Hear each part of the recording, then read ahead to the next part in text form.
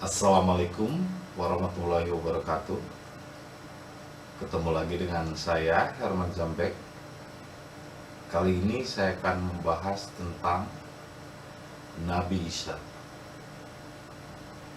Tapi sebelumnya, seperti biasa, yuk mari kita ngopi. Ngobrol perihal iman, ngobrol perihal Islam.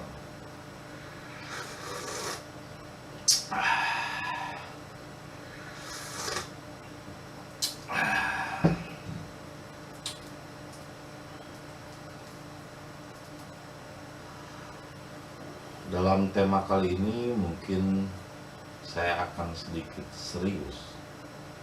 Bahkan saya juga merasa aneh karena suara saya juga agak berbeda dari biasanya, dan penyampaiannya juga sedikit mungkin lebih berat, karena yang saya rasakan di antara semua nabi, kisah Nabi Isa ini paling unik, paling unik, berbeda dengan yang lain. Meskipun setiap nabi hakikatnya adalah memiliki keunikannya masing-masing, memiliki kelebihan masing-masing, yang satu sama lain saling melengkapi, dan semuanya sumbernya dari Tuhan. Jadi tidak perlu namanya pengikut agama Islam menjelek-jelekan Kristen, atau yang Kristen menjelek-jelekan Buddha atau Hindu. Nggak usah. Tinggilah tanpa harus merendahkan. Begitupun yang Kristen nggak perlu sampai harus menghina umat Islam atau keyakinannya kepada Nabi Muhammad. Karena masing-masing setiap nabi atau utusannya memiliki keunikan. Dan kenapa baru sekarang saya membahas tentang Nabi Isa? Karena dalam kisah, baik itu kisah dalam agama Islam, dalam agama Kristen ataupun agama Yahudi, kisah Nabi Isa ini berbeda-beda menurut versinya masing-masing. Jadi kita jangan ngikutin patokannya kepada buku atau kitab, harus kepada rasa diri kita, harus kepada sesuatu yang memang ditunjuki langsung oleh Tuhan, bukan karena referensi buku, referensi ajaran, atau referensi sebuah golongan atau agama.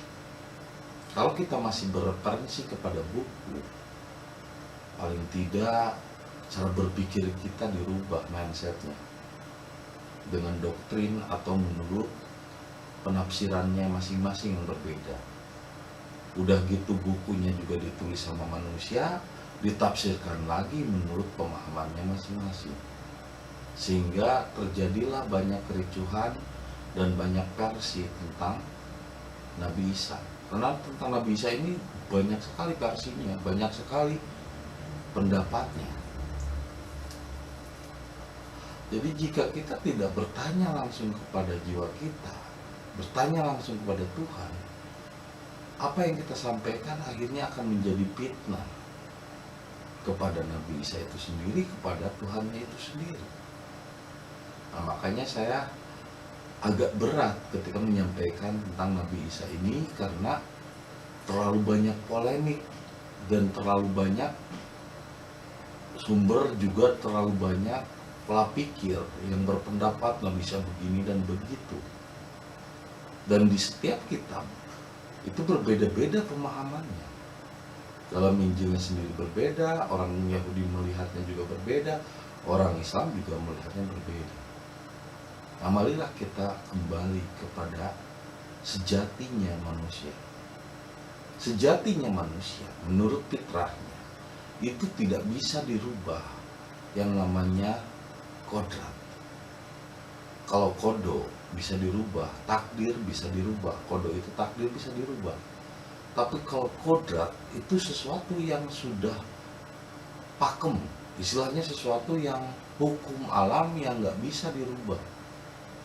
yang nggak bisa dilanggar oleh manusia. Contohnya hukum alam adalah hukum gravitasi.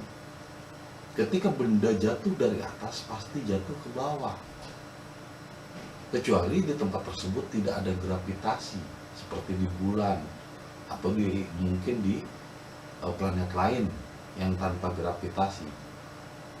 Nah, ini adalah hukum ketetapan, hukum kenyataan yang nggak bisa dibantah. Ketika dibantah hukum-hukum tersebut, justru artinya kita sendiri sudah murtad, sudah keluar dari kenyataan. Karena hidup ini kenyataan. Contohnya misalnya, tidak mungkin lahir seorang anak kalau tidak ada ibu dan bapak. Itu adalah hukum ketetapan dari Tuhan. Meskipun Tuhan menyatakan bahwa segala sesuatu itu terjadi ketika aku menginginkan terjadi, tapi terjadinya itu sebuah proses, ada hukum-hukum ketetapan, hukum alam yang gak bisa dilanggar, yaitu hukum takdir. Hukum yang kodrat, bukan takdir ya. Kalau takdir bisa dirubah oleh manusia, tapi kalau kodrat itu sudah ketetapan, seperti hukum gravitasi, matahari terbit itu atau tenggelam menurut pemikiran kita. Hukum seperti bumi berputar mengelilingi matahari itu hukum ketetapan, itu kontrak. Seorang anak tidak mungkin lahir tanpa seorang ayah.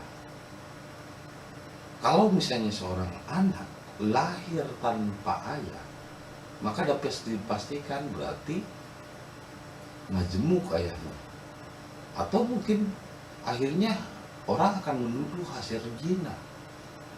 Inilah yang akan menjadi fitnah kepada Nabi Isa itu sendiri dan fitnah kepada Tuhan itu sendiri. Jika ada seorang perempuan tiba-tiba melahirkan tanpa seorang suami, tanpa laki-laki, itu kemungkinan akan menjadi fitnah kepada Tuhan itu sendiri. Maka Nabi Muhammad pun menjawab bahwa Tuhan tidak beranak dan tidak memperanak. Artinya, secara genetik, secara tubuh, itu udah kodrat yang gak bisa dilawan. Bahwa ada seorang anak, itu karena ada ibu dan bapak. Kalau tidak ada ayahnya, berarti ayahnya gak bertanggung jawab. Atau seperti Bang Toyib yang gak pulang-pulang. Jelas ada seorang anak, berarti ada kehadiran ayah dan ibu. Ini hukum ketetapan. Dan ketika manusia melanggar hukum ketetapan, berarti manusia itu sudah murtad dari ketuhanan itu sendiri. Karena ketuhanan itu adalah kenyataan hidup, bukan hayalan atau bukan terlalu memuja atau terlalu berlebihan dalam memuja manusia. Jadi Nabi Isa itu adalah manusia biasa. Dia memiliki seorang ayah, nggak mungkin nggak memiliki seorang ayah. Kalau dia tidak memiliki ayah, berarti itu fitnah itu sendiri kepada Allah, kepada Tuhannya, fitnah kepada Nabi Isa-nya juga. Ini yang perlu diluruskan. Nah, sehingga ada istilah kalimat suci, Maryam adalah wanita suci. Konteks wanita suci yang dimaksud bukan berarti tidak tersentuh oleh laki-laki. Sehingga kalau di dalam kitab Al-Quran surat Maryam itu malah jadi ngaco, malah jadinya tidak tersentuh laki-laki, perawan. Padahal konteks suci yang dimaksud dalam kitab Injil bukan tidak tersentuh oleh laki-laki Maryam ini, tapi dia sedang mengandung roh suci.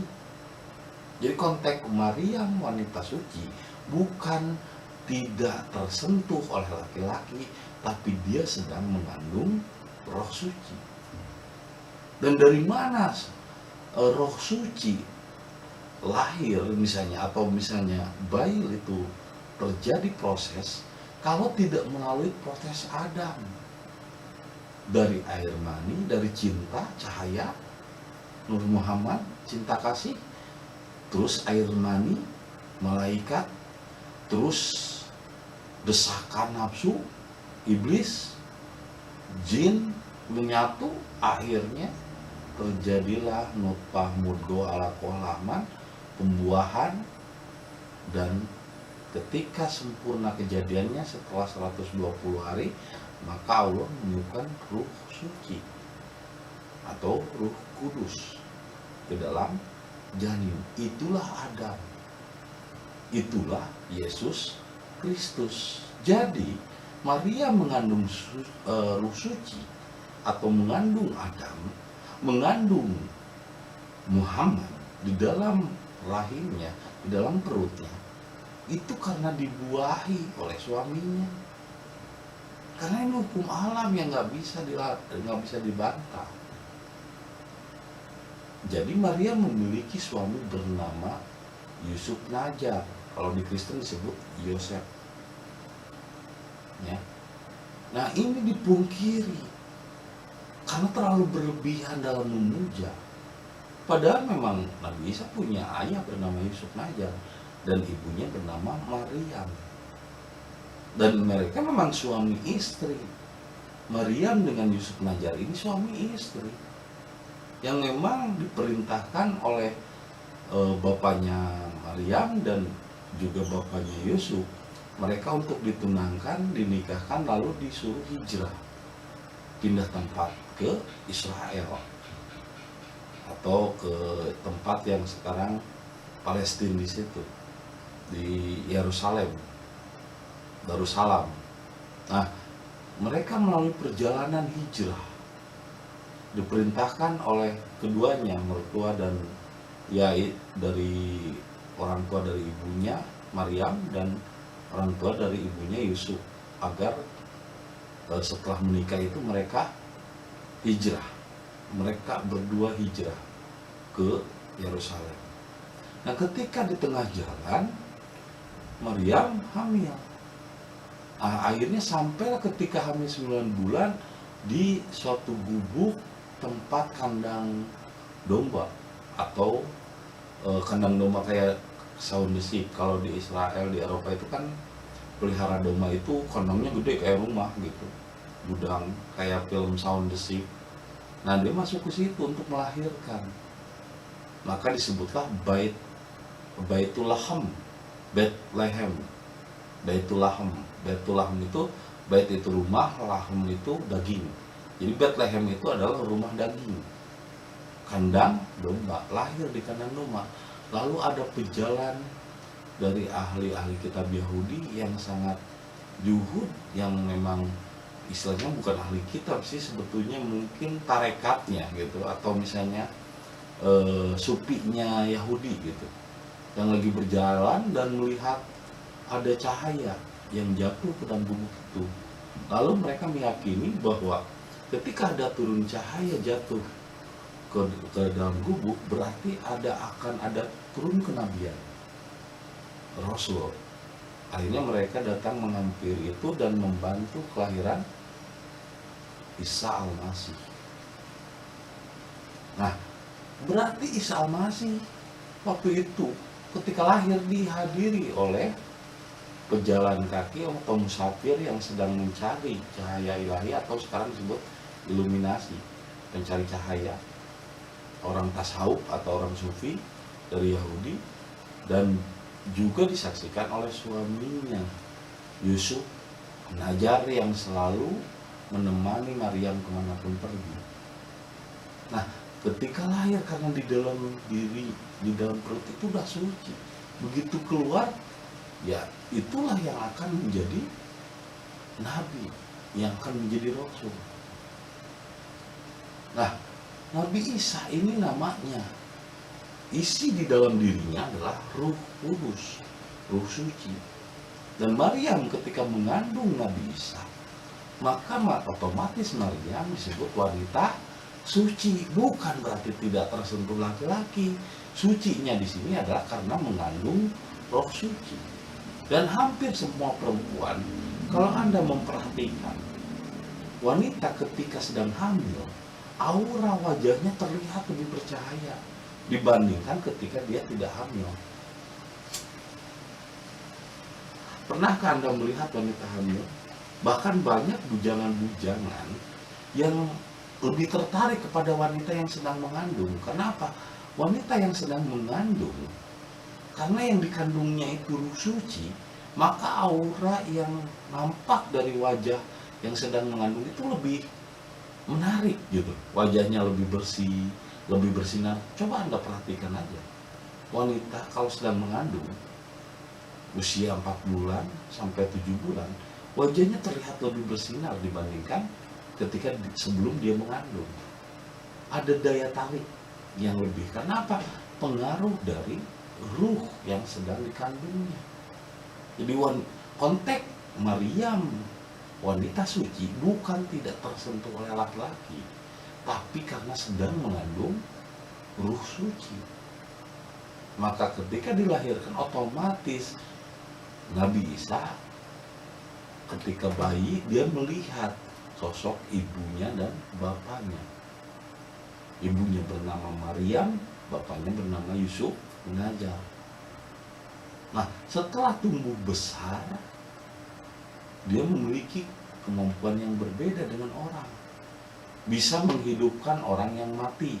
Katanya konon, bukan berarti sulap atau sihir. Orang yang sudah mati dikubur hidupkan lagi, makanya zombie dong, aduh, jadi ngayal lagi. Ini kan kenyataan. Maksudnya menghidupkan yang mati adalah menghidupkan harapan orang-orang yang sudah putus asa, yang sudah nggak jelas, sudah galau, hidupnya gamang. Dengan kehadiran Nabi Isa, dengan kasih sayangnya, orang-orang menjadi bersemangat lagi. Tumbuh lagi semangat, tumbuh lagi keinginan untuk lebih hidup, tumbuh lagi rasa saling mengasihi, karena Nabi Isa memberi contoh kasih sayang. Makanya saya menceritakan Nabi Isa itu luar biasa sekali sebetulnya. Nabi yang sangat luar biasa. Bahkan ketika dia ditempeleng sama orang saja, Nabi Isa itu selalu bilang, kalau pipi kananmu ditempel, berikanlah pipi kirimu. Cintailah musuhmu, karena mereka membencimu karena tidak memiliki cinta. Luar biasa sekali ajaran kasih sayang Nabi Isa. Bahkan sebelum disalib saja, Nabi Isa tetap tersenyum dan tidak pernah membenci musuhnya. Ini mungkin oleh orang-orang di zaman sekarang nggak akan sanggup melakukan hal-hal seperti itu. Walaupun sebetulnya di dalam diri Anda pun ada yang namanya Ruh Kudus. Hanya masih tertutup oleh kebencian, oleh etnis, oleh perbedaan golongan, oleh perbedaan lingkungan. Jadi Isa itu nama luarannya. Ini seperti rokok, namanya Isa. Dalaman di dalam dirinya adalah Ruh Kudus atau Yesus Kristus. Jadi Yesus Kristus itu bukan sosok, isi di dalam Nabi Isa. Dan Yesus Kristus atau Ruh Kudus itu juga isi di dalam Hidir. Hidir itu cuma wujudnya aja, di dalam dirinya adalah Yesus Kristus atau Ruh Kudus. Justru yang memberi gelar Yesus Kristus itu adalah Hidir itu sendiri. Karena Hidir itulah yang disebut Yesus Kristus, karena Ruh Kristus atau Ruh Suci atau Dewa Ruci, Ruh ke-8, itu tugasnya menjaga 4 unsur duniawi yang hidupnya abadi, tidak pernah meninggalkan bumi. Makanya Nabi Isa meninggal, tapi kalau Yesus Kristus nggak pernah meninggal, bro. Yesus itu, Kristus itu selama ini juga masih hidup, dan tetap hidup karena itu bukan wujud. Jadi meskipun Nabi Isa-nya udah kembali kepada Allah, tapi Yesus Kristusnya nggak pernah meninggalkan bumi. Karena Yesus Kristus itu atau Nabi Isa Roh Kudus itu tugasnya menjaga 4 unsur elemen duniawi, yaitu amaroh, lawamah, sufiyah, dan mutmainah, benda, tumbuhan, hewan, dan jasmani. Karena Roh Kudus itu penyelamat bumi, penjaga bumi, paku bumi, dan itu disebutnya hidir, dan itu disebutnya semar, samar, mancala putra dan mancala putri, dan itu disebutnya ujer. Jadi Nabi Isa pun ketika itu ketemu dengan ujer, berarti ada 2 Roh Kudus pada zaman Nabi Isa itu, yaitu Isanya itu sendiri, dan dia ketemu dengan ujar. Sahabatnya malah nggak percaya, sahabat-sahabat Nabi Isa, masa ujar begitu? Tapi ternyata ujar itu adalah Roh Kudus lain, karena Roh Kudus itu tidak selalu harus satu, tidak tunggal. Kalau Anda masih mentunggalkan Yesus Kristus, mentunggalkan Roh Kudus, berarti sama saja masih memuja orang, masih sujud kepada manusia, masih sujud kepada Isa. Nah, kita itu disuruh sujud kepada Yesus Kristusnya, bukan Isanya. Kita itu disuruh, malaikat pun dulu disuruh untuk sujud kepada Adamnya, bukan sosoknya, tapi Roh Kudus.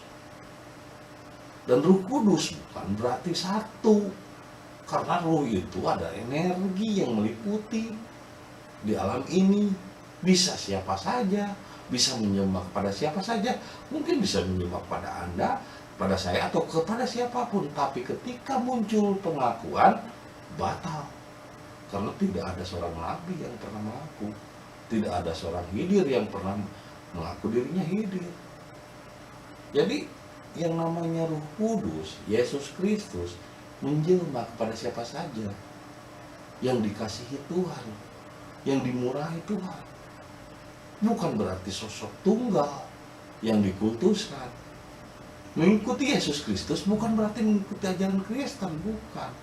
Tapi mengikuti ajaran yang ada di dalam diri kita. Karena kitab yang sejati bukan yang dibaca, bukan yang tertulis, tapi yang ada di dalam diri. Itulah Yesus Kristus, itulah guru sejati, yaitu Holy Spirit atau Roh Suci atau Yesus Kristus. Nah, Nabi Isa ini sudah membawa Roh Suci sejak dia dalam kandungan. Dari kecil juga dia sudah memang membawa Yesus Kristus di dalam dirinya. Dan Nabi Isa selalu mengatakan, Yesus Kristus ini adalah jalan menuju Tuhan, pembimbingmu, yang ke jalan yang lurus menuju Tuhan, gurumu, guru mursyid, Yesus Kristus itu. Kalau Muhammad adalah nur, cahaya yang ada dalam diri. Kalau Yesus Kristus adalah guru sejati, mursyid yang ada dalam setiap diri manusia. Bukan hanya di dalam diri Isa, bahkan zaman itu juga ada di dalam diri Ujer. Di legenda-legenda di Eropa, yaitu di Highlander. Nah, bahkan Nabi Isa itu punya istri bernama Maria Magdalena. Jadi dia tidak bujangan. Kalau Yesus Kristusnya, ya jelas kalau Yesus Kristus nggak punya ayah. Karena Yesus Kristus itu artinya adalah Roh Suci. Kalau Roh Suci nggak punya ayah, tapi juga nggak punya ibu. Karena Roh Suci itu adalah Tuhan itu sendiri, jelmaan dari Tuhan di alam dunia. Itulah Yesus Kristus. Dan Yesus Kristus nggak punya ayah, tapi juga nggak punya ibu, nggak punya istri. Tapi kalau Nabi Isa punya ibu bernama Maryam, punya ayah bernama Yusuf Najar, dan punya istri bernama Maria Magdalena. Ini jangan sampai salah pemikiran. Jadi orang akhirnya terlalu memuja berlebihan. Nabi Isa tidak punya ayah. Yang tidak punya ayah itu Yesus Kristus atau Nabi Isa, atau Roh Kudus atau Holy Spirit atau Dewa Ruci. Kalau Nabi Isanya mah punya ayah bernama Yusuf Najar, punya ibu bernama Maryam, dan punya istri bernama Maria Magdalena. Nah, bahkan ketika Nabi Isa disalib, itu istrinya itu sedang mengandung. gitu. Bahkan ketika disalib itu yang mati itu Nabi Isanya. Kalau Yesus Kristus nggak mati, bahkan nggak dianiaya. Bahkan ketika dianiaya tubuhnya Nabi Isa, Yesus Kristusnya, Yesus Kristus yang ada dalam Nabi Isa ya senyum aja karena dia tidak merasa sakit, tidak merasa dengki dan dendam. Karena Roh Kudus itu tidak punya kedendaman, tidak punya kebencian. Yang punya sifat buruk sangka, pikiran jelek itu ini nih pikiran, hati dan nafsu. Makanya kenapa Nabi Isa begini, menyerahkan hati, pikiran dan nafsu kepada Roh Kudus. Jadi jangan sampai salah paham bahwa Nabi Isa itu punya ibu bernama Maryam dan punya ayah bernama Yusuf, bahkan punya istri bernama Maria Magdalena. Jadi yang namanya Maryam wanita suci bukan berarti tidak tersentuh oleh laki-laki. Kategori wanita suci yang dimaksud adalah dia sedang mengandung Roh Suci. Ya. Jadi harus dipahami dulu. Nah, ini banyak yang akhirnya jadi ngaco. Jadi akhirnya terlalu mengkultuskan sosok.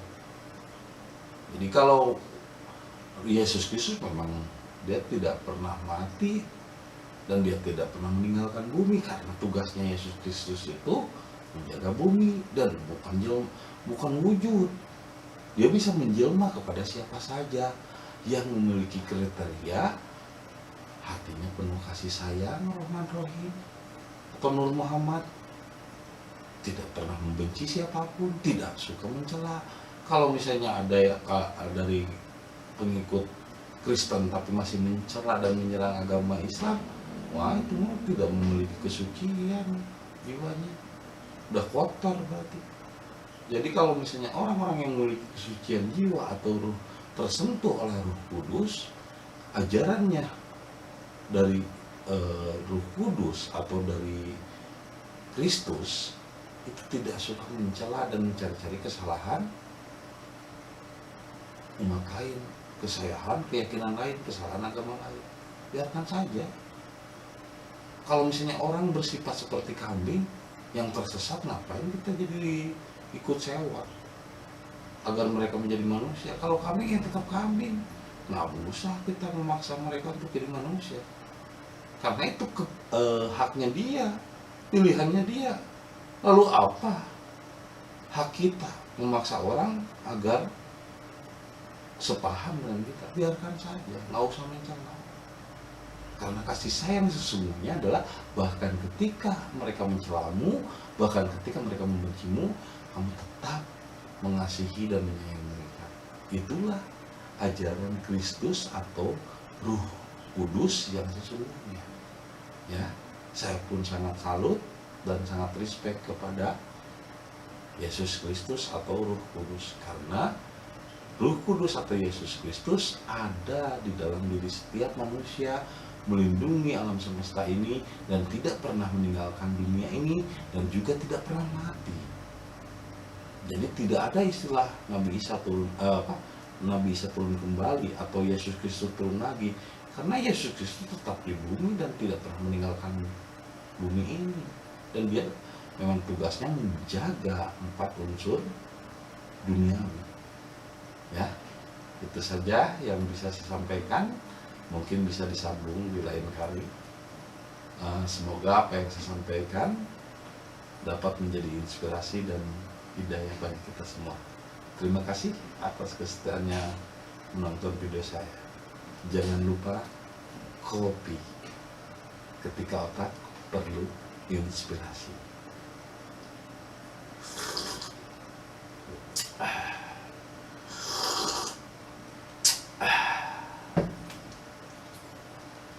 Sampai jumpa lagi. Assalamualaikum warahmatullahi wabarakatuh.